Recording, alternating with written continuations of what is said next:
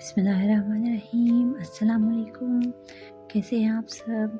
तो जनाब, ये मेरा खदर का सूट जिसकी शलवार की कटिंग और स्टिचिंग विद डिज़ाइनिंग मैं आपको बता चुकी हूँ। आज उसकी शर्ट को हम सिएंगे स्लीव्स, दामन और नेक के डिज़ाइन के साथ। ठीक हो गया? ये मैंने अपनी शर्ट की लेंथ जो है उसको निकाल लिया है।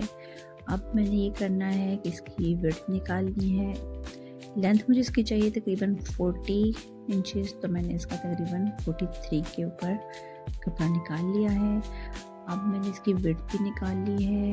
उसके बाद मैंने इसके ऊपर इसका कंधा कट करना है। शोल्डर कट करने के लिए ये इसका प्रोसेस मैं आपको पहले से समझा चुकी हूँ कि आपने इसको 2 इंचेस कपड़ा जो है आर्म होल वाली साइड से छोड़ के तो नेक वाली साइड पे इस तरह से आधा कट करके इसका कपड़ा निकालना होता है। उसके बाद हम इसका शोल्डर कट करते हैं, इनके तीरा कट करते हैं। तीरा कट करते हुए हम आर्म होल कट करते हैं। फिर उसके बाद हम इसको नेक ऐड करते हैं। नेक ऐड करने के बाद सबसे जो इस वीडियो में जो स्पेशल चीज़ मैं आपको बताने लगी हूँ, नेक के ऊपर लेस लगाने का तरीका बताने लगी हूँ।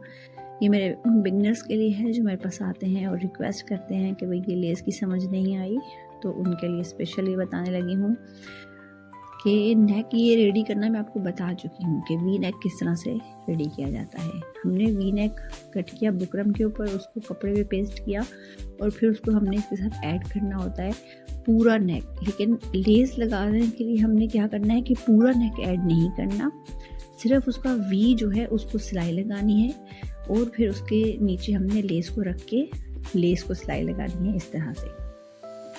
ठीक हो गया? लेस को हमने इस तरह से प्रेस करके डिज़ाइन दे दिया था।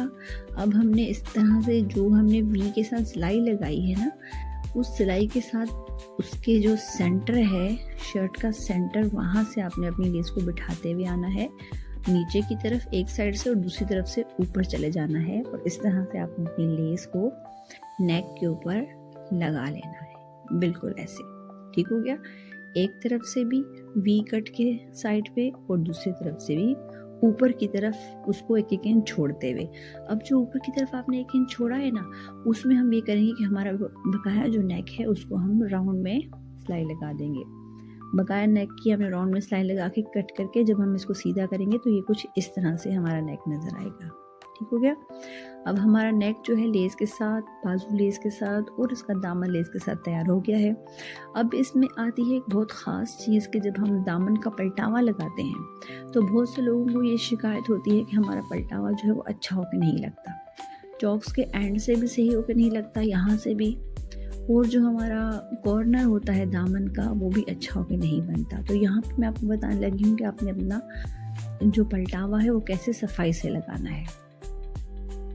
इसका कपड़ा आपने कट कर लेना है और आपने नीचे से ऊपर की तरफ कपड़े को इस तरह से आधे इंच का मार्जिन छोड़ते हुए सिलाई लगाते हुए आ जाना है। ठीक हो गया? यहाँ पे आपने आके क्या करना है, चॉक्स के एंड पे आके आपने सिलाई को रोक देना है, पक्का कर लेना है, सिलाई को रोक देना है। सेम इसी प्रोसेस से आपने दूसरी तरफ भी अपना कपड़ा लगा लेना है और चॉक्स के पास आके आपने अपनी सिलाई को रोक देना है। ठीक हो गया?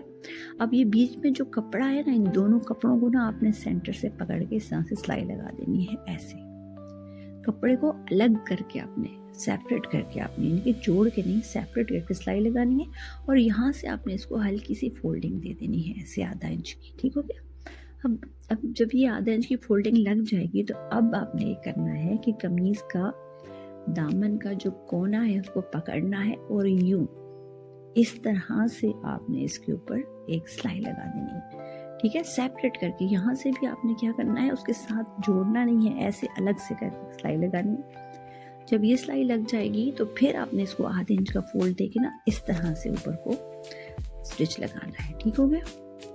और आपने करना ये है कि जो आपकी आड़ी साइड है ना, वहाँ पे आपने स्टिच नहीं करना, आपने सुई में थोड़ा सा धागा लंबा छोड़ना है और इस धागे के साथ हमने तरपाई करनी है। ठीक होगा? यानी कि उसकी आड़ी साइड पे आपने स्टिच नहीं लगानी, सिर्फ ऊपर की लंबाई में आपने स्टिच लगाना है। सही हो गया? देखिए सेम इस तरह से कि जैसे मैं लगा रही हूँ, ऊपर को आपने सिलाई लगाते आना है। अब आपने यहाँ जो चॉक्स का एंड होता है जो कि फिनिशिंग नहीं आती, तो उसका मैं आपको तरीका बताती हूँ कि आपने क्या करना है कि आपने जो चॉक्स कमीज जहाँ से आपने जोड़ी हुई है ना, के ऊपर पिन अप कर देना है। जो पलटावे वाला कपड़ा है वो, और कमीज़ का जो जॉइंट है, यानी कि दोनों दामन का जो जॉइंट है उसको, उसका सेंटर लेके और उस कपड़े का सेंटर लेके दोनों को पिन अप कर लेना है। फिर आपने आहिस्ता आहिस्ता अपनी सिलाई एक तरफ से इधर को लाके दूसरी तरफ से इस तरह से नीचे को घुमा लेनी है। ये देखें, साफ सुथरा होके आपका ये चौक बनेगा, बिल्कुल ऐसे। ठीक हो गया। अब दूसरी तरफ से आपने नीचे आ जाना है और इसका जो कॉर्नर है दामन का वो आपने बिल्कुल सेम उस तरह से सिलाई करना जैसे कि वहाँ से किया था, यानी कि आड़ी तरफ को नहीं मुड़ना। अब हमने जो मैंने आपसे धागा छोड़ने को बोला था, थोड़ा धागा अपने लेंथ में छोड़ना है, उस धागे के साथ आपने इसकी तरपाई लगा देनी है। ठीक है, ये देखिए तरपाई लग के हमारी शर्ट कंप्लीट हो गई। ट्राउज़र हम इसका ऑलरेडी कंप्लीट कर चुके थे, अब हमारी शर्ट भी कंप्लीट हो गई। तो ये हमारा पूरा सूट जो है खद्दर का रेडी हो गया है।